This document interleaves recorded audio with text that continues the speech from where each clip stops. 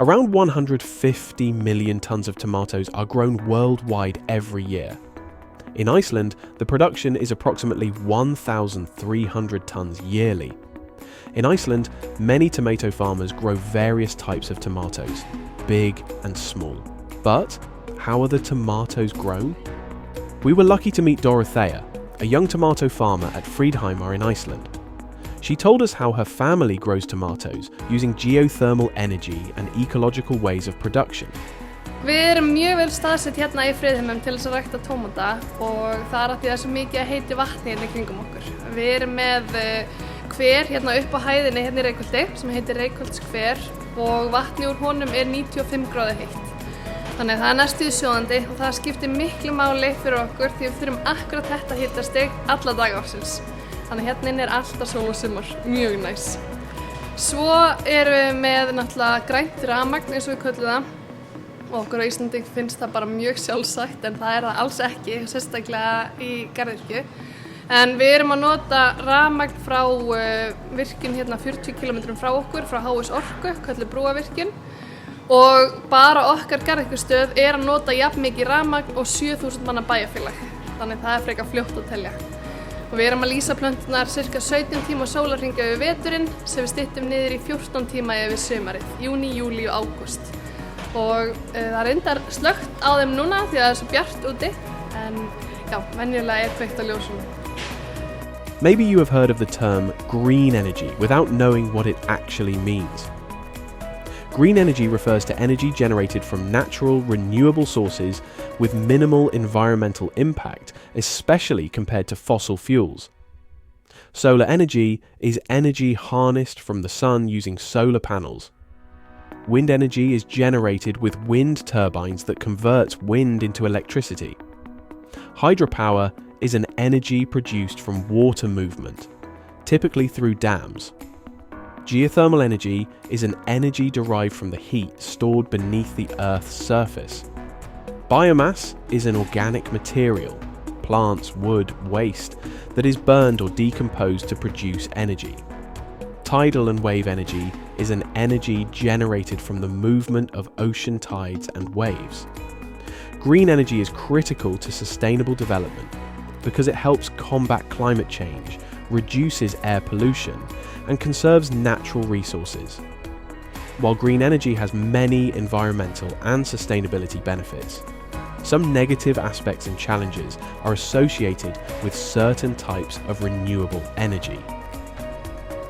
To pursue sustainable practices, we must continuously evaluate the positive and negative aspects of our actions.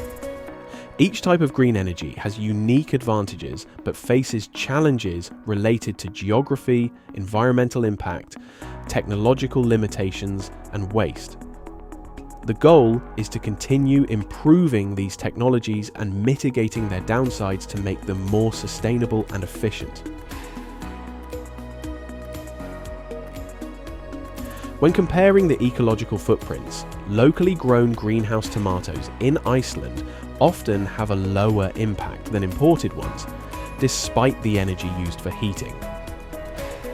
Geothermal energy is a renewable source that significantly reduces local tomato production's carbon footprint.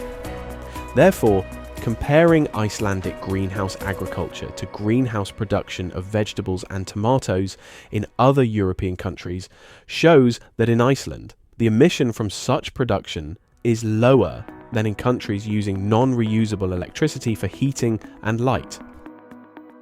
Let's go back to Fríðheimar and learn more from Dorothea.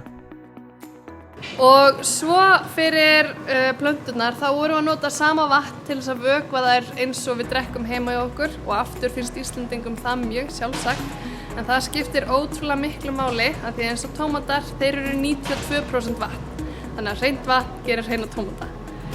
Við með það sem við köllum vistvænaræktun, við notum engin eiturefni, spray eða neitt svoleiðis. Við með mjög einfalt kerfi hjá okkur sem við köllum bara góðfluga á móti slæmri flugu. Þannig að við flytjum inn góðar flugur sem heita Macrolopus og þær fljúga og éta slæmri flugur. Mjög þægilegt.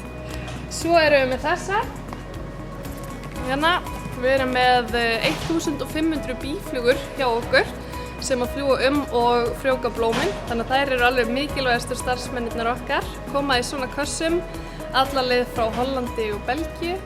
Og í einum svona kassa eru cirka 60 kvenkyns þernur og ein drottning sem kemur aldrei út.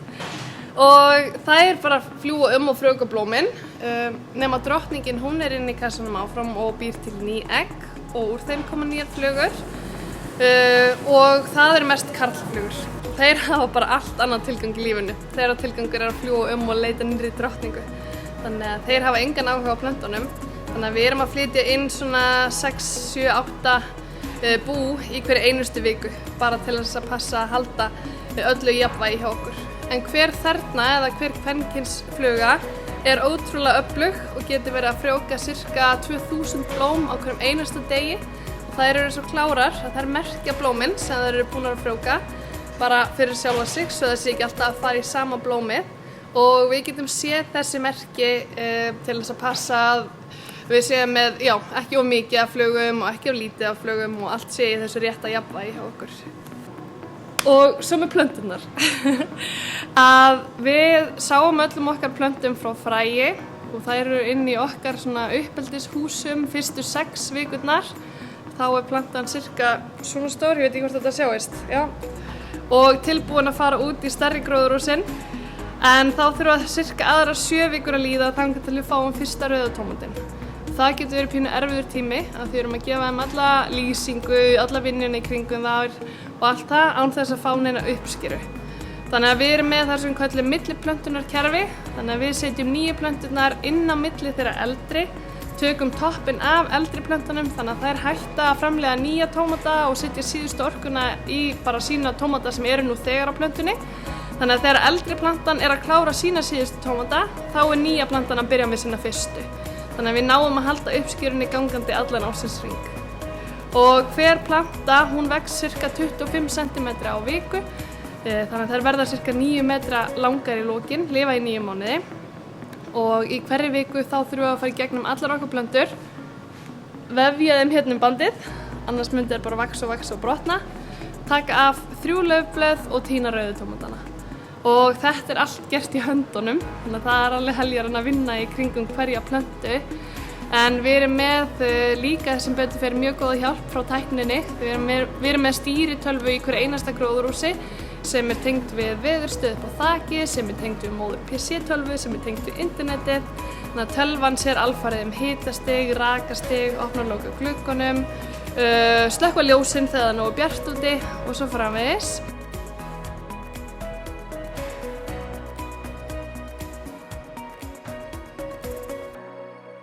Growing tomatoes requires good organization and constant work throughout the year. It has been enlightening to follow Dorotheus's introduction to her family business. During the next part of our journey, we will follow Dora, the chef, in the kitchen